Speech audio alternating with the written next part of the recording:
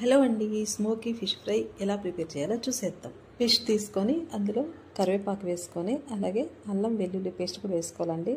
దాంతోపాటు తగినంత సాల్ట్ కూడా యాడ్ చేసుకోవాలి. అదేవిధంగా కారం కూడా తగినంత యాడ్ చేసుకోవాలి.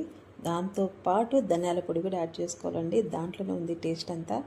అలాగే ఒక 2 స్పూన్స్ ఆయిల్ కూడా యాడ్ చేసుకోవాలి. మనం ఆయిల్ దేనికేనంటే మనం తవా పైన ఫ్రై చేస్తాం కాబట్టి ఆయిల్ కావాలి. ఇవన్నీ కలుపుకొని 2 అవర్స్ ఫ్రిడ్జ్లో పెట్టుకోవాలి. 2 అవర్స్ తర్వాత మనం స్టవ్ వెలిగించి దానిపైన తవా పెట్టుకోవాలండి. తవా పెట్టుకొని చూడండి, ఫిష్ 2 అవర్స్ తర్వాత తీస్తే ఎంత బాగుందో. ఈ ఫిష్ని మనం ఇప్పుడు తవా బాగా హీట్ అయిందో లేదో చూసుకోండి. హీట్ బాగా అవ్వాలి. బాగా హీట్ అయిన తర్వాత 1 స్పూన్, ఓన్లీ 1 స్పూన్ ఆయిల్ తీసుకొని బాగా స్ప్రెడ్ చేసుకోవాలండి. స్ప్రెడ్ చేసుకొని దానిపైన మనం ఏదైతే ఫిష్ తీసి పెట్టుకున్నామో అవి ఒక్కొక్కటిగా ఎన్ని సరిపోతే అన్ని వేసుకొని ఒక 5 మినిట్స్ అలాగే మూత పెట్టేసి వదిలేసేయాలి. మనం దీంట్లో ఇంకా ఆయిల్ కూడా వేయనవసరం లేదండి. ఎందుకంటే మనం ఆల్రెడీ ఆయిల్ 2 స్పూన్స్ మిక్స్ చేస్తున్నాం కాబట్టి ఫిష్లో ఆయిలే బయటకు వస్తుంది అన్నమాట. చూడండి ఎంత బాగా కుక్ అవుతుందో. మనం ఆయిల్ తక్కువ వేసుకోవచ్చు. అలాగే స్మోకీ ఫ్లేవర్ వస్తుంది మనకి తవా పైన ఫ్రై చేసినప్పుడు. అసలు చూడండి ఎంత గోల్డెన్ కలర్లో వస్తుందో ఫిష్. దాన్ని అట్లా తిప్పుకొని మళ్ళీ ఒక 5 మినిట్స్ అలాగే మూత పెట్టేసి ఉంచుకోవాలి. ఈ తవా పైన మనం చేయడం వల్ల మనకి స్మోకీ ఫ్లేవర్ కూడా వస్తుందండి.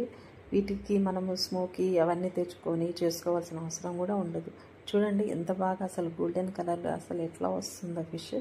బాగా చూస్తుంటే చాలా టేస్టీగా ఉండేటట్టు అనిపిస్తుంది కదా. నిజంగానే చాలా టేస్ట్ ఉంటుందండి.